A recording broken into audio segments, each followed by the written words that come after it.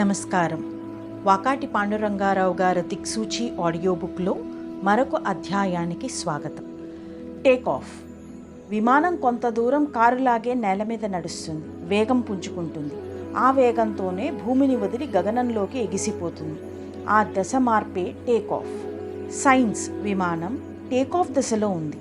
మానవ నాగరికత take off రంగాన్ని సిద్ధం చేసింది. ఆల్ క్లియర్ సిగ్నల్ ఇచ్చేశారు కంట్రోల్స్ వారు. కానీ మనిషే ఇంకా అర్థం చేసుకోవటం లేదు. అంటే పైలట్ సిద్ధంగా లేడు. అది నేటి పరిస్థితి. ఇంకా ముందుకు వెళ్లే ముందుగా వెనకటి మజిలీనొక్కసారి సింహావలోకనం చేద్దామా? భాషను దాటి భావంలోకి వెళ్ళాలి. నిత్య చైతన్యంతో, నిత్య కౌతుకంతో కిరణం వలె సాగాలి. అది సాగే దారి జ్ఞానం. జ్ఞానానికి బీజం ప్రశ్న. వినయంతో, జిజ్ఞాసతో అడిగే ప్రశ్న. నమ్మినా మతం, విశ్వాసం, నమ్మకపోయినా అంటే సైన్సు, హేతువు ఒకటి. ఆ పనిని చిత్తశుద్ధితో చేస్తే ప్రగతి సాధ్యం. మతాన్ని, సైన్సును దళారీలు, దగాకోరులు వాడుకుంటున్నారు. కానీ అవి వాటి వల్ల కళంకితం కాలేదు. 10 పైసలు పుచ్చుకొని పూజారిని నెత్తిమీద పెట్టేది జ్ఞాన కిరీటం కాదు. అది తెలియకనే హేతువు పేరిట నీకు మరికొందరు పూజార్లు తొడిగేవి సైంటిఫిక్ సులోచనలు కావు. సైన్స్ అంటే మనకు చాలా భ్రమలున్నాయి. అవి సైంటిస్టులకు లేవు. 19వ శతాబ్దపు పదార్థ దశ నుండి 20వ శతాబ్దపు ఊహల దశకు సైన్స్ ఎదిగింది. సాకారం నుండి నిరాకారానికి ఎగిరి గంతు వేసింది. సైన్స్లో సౌందర్యం ఉంది. మతానికి, కళలకు ఏ ప్రేరణలున్నాయో అవే సైన్సుకు ఉన్నాయి. ఆ రెండు దారులు ఒక గమ్యం, సత్యం వైపే పయనిస్తున్నాయి. వాటి మధ్య విభేదాల కన్నా పోలికలు ఎక్కువ. అవి మాట్లాడే భాష కూడా ఒక్కలాగే ఉంటున్నది. సైన్స్ శరీరం, మతం ఆత్మ. సైన్స్ హేతువు, మతం విశ్వాసం. సైన్స్ వేగం, మతం దిశ. సైన్స్ మనసుది, మతం హృదయానిది అన్న విభజన కృత్రిమం. అందరికీ ఆ రెండూ కావాలి. అవి రెండు కూడా మన యొక్క వేర్వేరు అంశాలే. గేరీ జుకావ్. సృష్టి పరిణామం అంతా ఇక ఈ 2 చక్రాల మీదే నడవాలి. బుద్ధుడి కపాలానికి, నా కపాలానికి ఆకారంలో తేడా లేదు.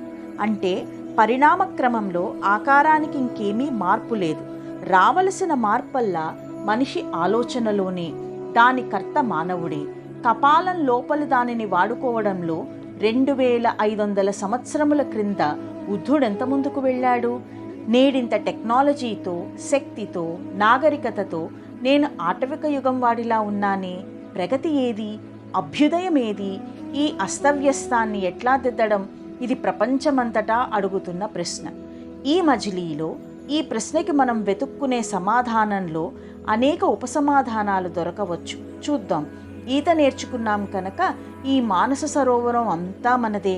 ఈదడమే ఆనందం. ఎక్కడ తేలినా పర్వాలేదు, సరోవర తీరమే. ఎటొచ్చి సైన్స్కి వ్యతిరేకంగా అన్ని చెప్పాం కదా అంటే సైన్స్ని అపార్థం చేసుకున్నట్లా? కానే కాదు. సైన్స్ మానవుడికి చేసిన మేలు ఎన్నరానిది. సైన్స్ లేకపోతే నేటి మానవుడు మూఢ విశ్వాసాలతో, రోగాలతో, అసౌకర్యాలతో కుళ్ళుతూ ఉండేవాడు. పైర్లు, రవాణా, కమ్యూనికేషన్లు, అంతరిక్ష యాత్రలు. సైన్స్ వామనుడి వలె విస్తరిస్తోంది. మనం తిరస్కరించింది సైన్స్ను కాదు, దాని పేరిట చలామణి అయ్యే పాక్షిక సత్యాలను. యురుగ్వేలో భూకంపంలో 1000 మంది మరణిస్తే ముంగటూరులో నా మనసు కరుగుతుండడం సైన్స్ వసుధైక కుటుంబానికి చేసిన దోహదమే. వ్యక్తి చైతన్యాన్ని ఇలా విశ్వమంతా పరిచింది సైన్సే. దానికి సాష్టాంగపడడం తప్ప మరొకటి చెయ్యలేము. కానీ సైన్స్ పూజారుల నుండి మనల్ని మనం రక్షించుకోవాలి, తప్పదు. సైన్స్, మతము రెండూ కలిసిపోతున్న నూతన క్షేత్రంలోకి వెళ్లే ముందర అసలు మతం అంటే ఏంటో, ఇటువైపు మతం తరపున పెద్దలు చెప్పిన సత్యాలేవో చూద్దాం. బయటకి ఎన్ని చెప్పినా నేటి మానవుడు తన లోపల నమ్మలేకపోతున్నాడు. నమ్మకం పునాదులు కదులుతున్నాయి. కొంతమంది ఆచార్యులు చెప్పారు కదా అని, పుస్తకాల్లో ఉంది కదా అని, అందరూ అంటున్నారు కదా అని నమ్ముదామంటే మనసొప్పుకోవడం లేదు. ఆలోచన లేని నమ్మకాన్ని ఆలోచన పట్ల అశ్రద్ధగా వరించవచ్చు. మరైతే విశ్వాసం ఏమవుతుంది? ఎలాంటి విశ్వాసం కావాలి? హేతుబద్ధమైన కొత్త ఆవిష్కరణల ద్వారా ఇతర సైన్సులు ఎలాగైతే తమని తాము సమర్థించుకుంటున్నాయో మతం కూడా అలా సమర్థించుకోవాలా?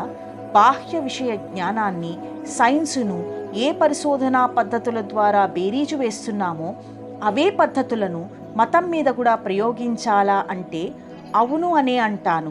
ఈ విధమైన క్షాళన ఎంత త్వరగా జరిగితే అంత మంచిది. అటువంటి పరిశోధనల వల్ల పడిపోయేదే అయితే అది మతం కాదు, పనికిరాని విలువలేని మూఢనమ్మకం.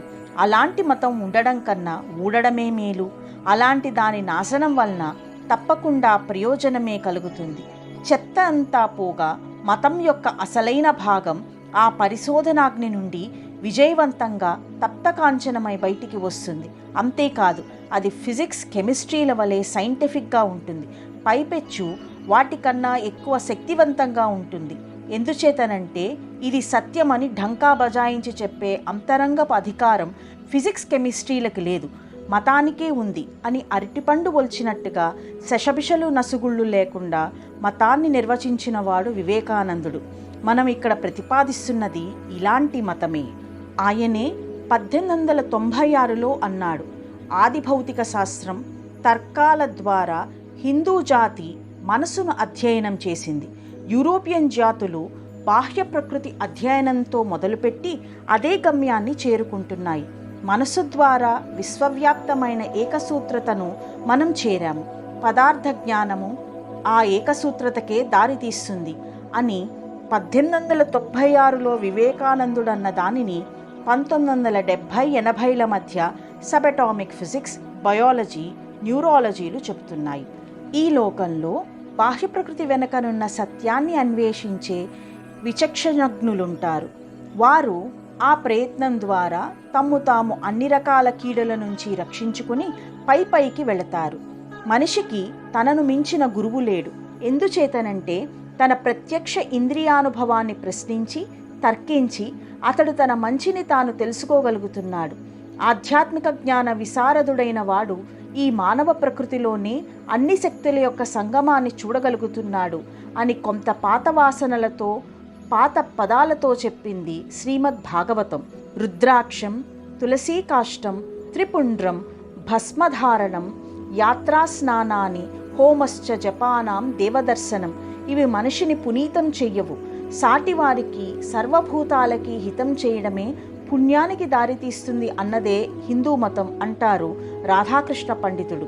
స్వామి రంగనాథానంద హిందూ వేదాంతం గురించి చెబుతూ ఇలా చెబుతారు, నమ్మకం అన్నది చాలామందికి మానసికమైన సోమరితనం.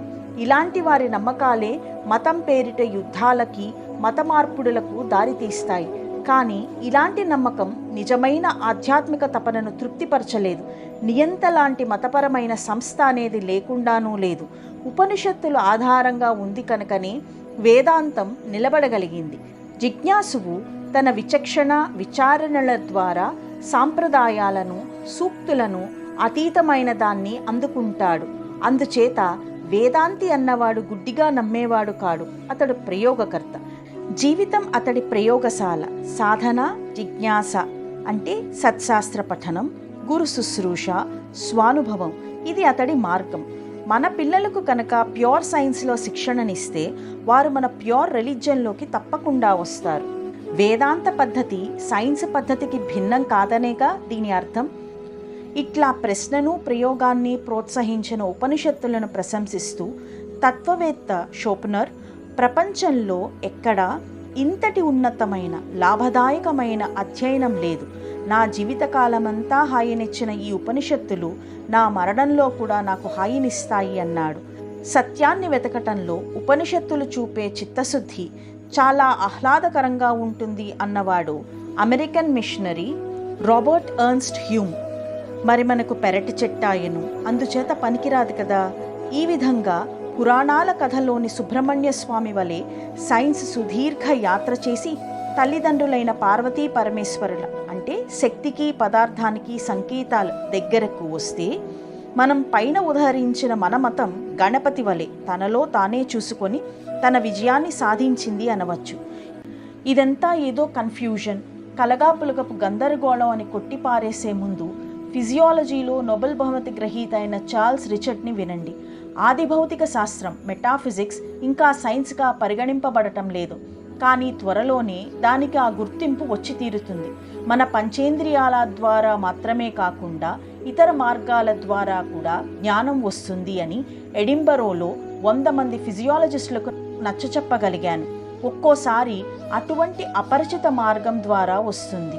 ఒక యథార్థం అపురూపం అయినంత మాత్రాన అది యథార్థం కాకపోదు అని ఆయన మందలిస్తున్నారెదిగు. Because a fact is rare is no reason to hold that it does not exist.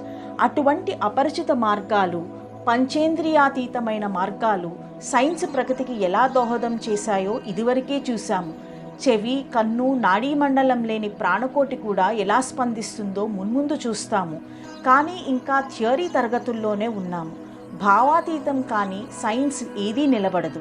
Botany ఇప్పుడిప్పుడే సరైన థియరీని సంపాదిస్తోంది.